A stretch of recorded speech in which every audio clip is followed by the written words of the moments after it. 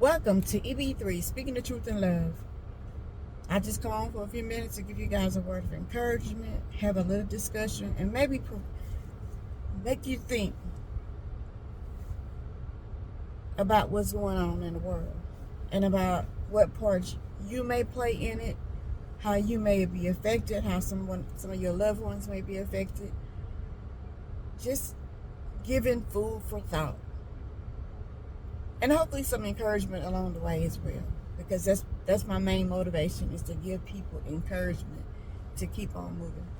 So I just read an article, and it was talking about the Fox commentator Jesse Watters, Watters, Waiters, and so apparently someone that he cares about and got doged, as they call it nowadays.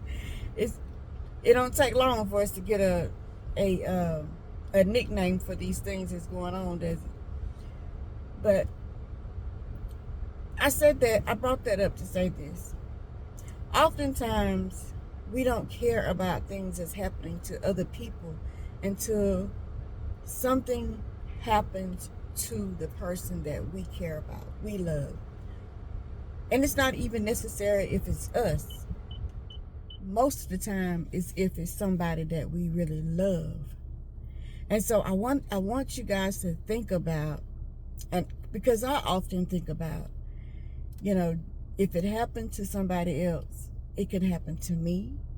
It can happen to somebody I love. Point for example, now what's going on is, of course, the federal government, the president and his administration, his how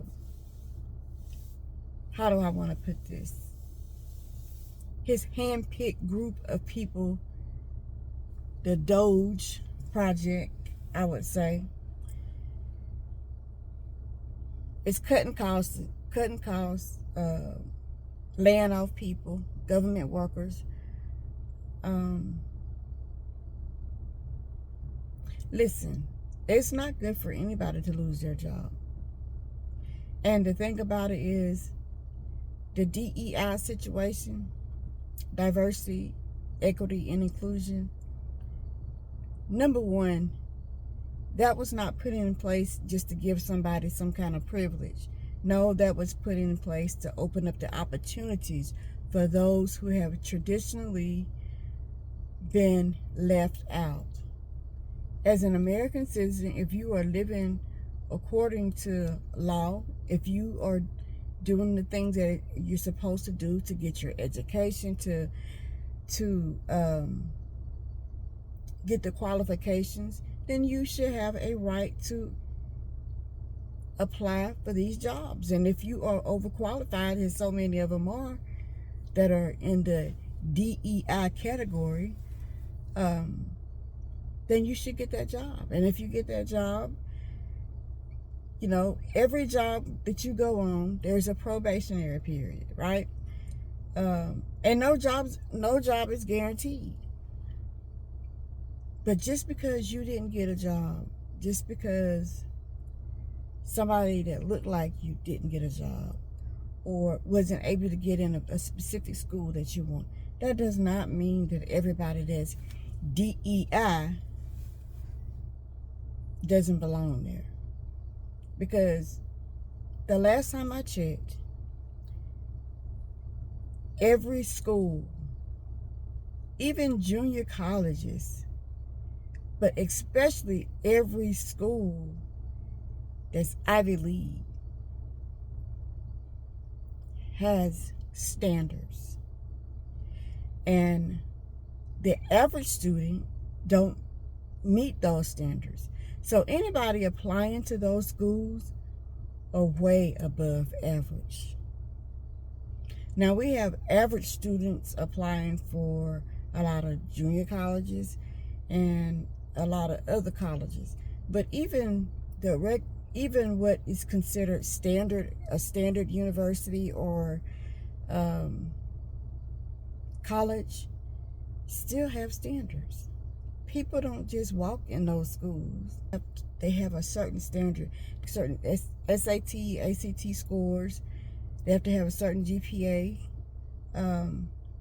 Taking certain classes, what we call college prep classes.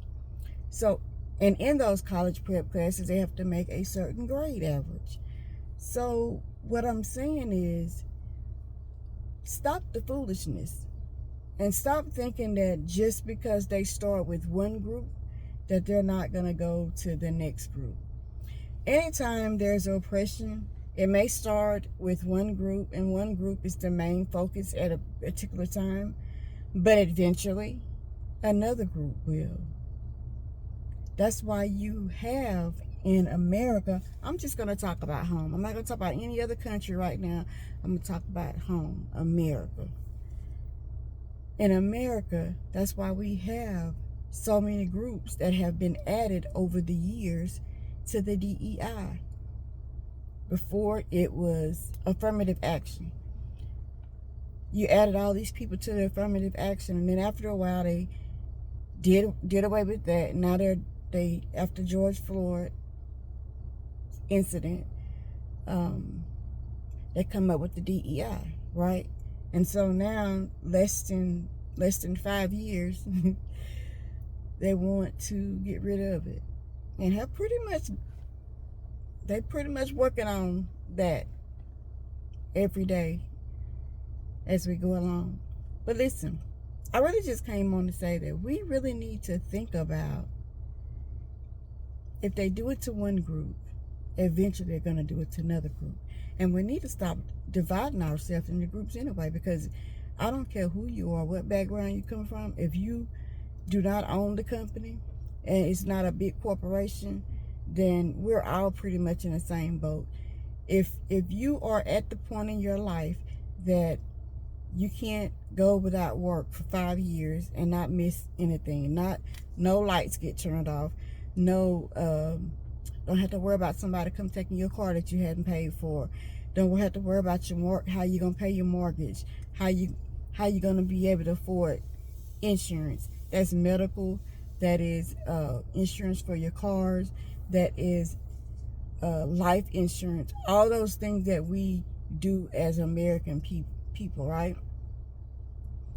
If you can't go 5 years without worrying about how you're gonna make it if you lose your job, your current job that you have, I don't care what your position is at that company, you're in the same place I am.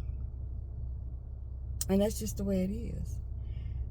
If you cannot retire, and I want you to listen, if you cannot retire and retire without Social Security benefits, then you're in the same situation I am.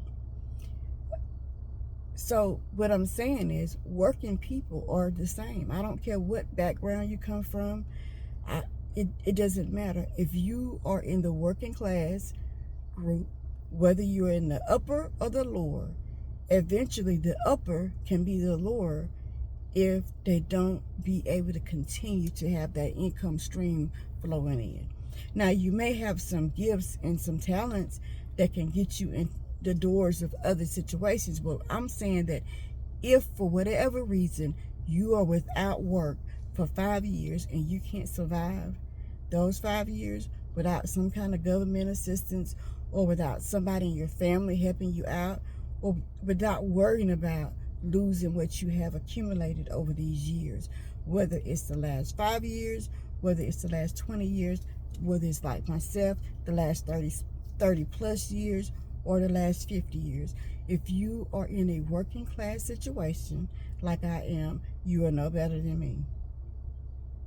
Because in America, you got to be able to pay your taxes. So that means if you have a home that you paid for, but you're without income to be able to keep the insurance on that home, to be able to pay your property taxes on that home, you are in danger of losing it. You are in danger of being homeless. So regardless of what industry you're in, like I'm in the shipbuilding industry, but regardless of what industry you're in, You're all the same. We are all the same, whether we think we are or not, when it comes to economic crisis that can happen at any given time. So for the people who think it's cool, it's great, it's a win for DEI people to lose their jobs. The rooster's gonna come home, and when it comes home, it's gonna hit home, and it's already starting. And I also want to say this while I'm talking about that. For those who are so happy about folks being deported, listen, they are truly not looking at how long you've been here and all that stuff. If you have been here and you were not born here, or your parents were not born here, then you are in danger of being deported. So let's not think that everything is cool when it comes to somebody else, because eventually it can come to your house. I don't care what nationality you are, or what color, creed, what religious background you are. If it happens to somebody else, it can happen to you. And if it doesn't happen to you, it could happen to your children that's coming up behind you. It could happen to your grandchildren. It can happen to your mother, your father, your grandparents. It can happen. All these things that they're doing, it's not for one group. Yes, it always starts with one group, but it always ends up being for the masses, because it's more of a class thing than it is a race thing. It started out like it's a race thing, but when you really look deeper, it's a class thing. Anyway, if you're not in the top, I'm not going to even say the top 1%. If you're not in the top 15%, you could lose everything at any given time. One bad medical condition can take everything you have, especially the way that they are changing things as we go along. These days, I know a lot of people think everything is cool, but we have to remember what the Bible says. And I always go back to the Bible. You reap what you sow. So if you are sowing that you're happy for somebody else's demise, eventually somebody's going to be happy for your demise. It won't be me, because I'm not that kind of person. But I am the person that want to make you think about what you're doing, how happy you are for the demise of somebody else. And think about, just like it happens to somebody else, it can happen to you. And that's in everyday life. That's not just in this situation. That's in everyday life. If it happens to somebody else, if it happens to somebody else's child, if it happened to somebody else's parent, it can happen to you and yours. Anyway, this has been EB3, speaking the truth in love. Tell me what you think about this. Am I being overly sensitive? I know some people say that the folks who are talking about this subject is talking about it too much. They're being oversensitive, and they just don't understand what's going on. But tell me what you think, and drop a comment. If you haven't subscribed already, subscribe. And thank you for watching this video. Be blessed, be a blessing, and I am out.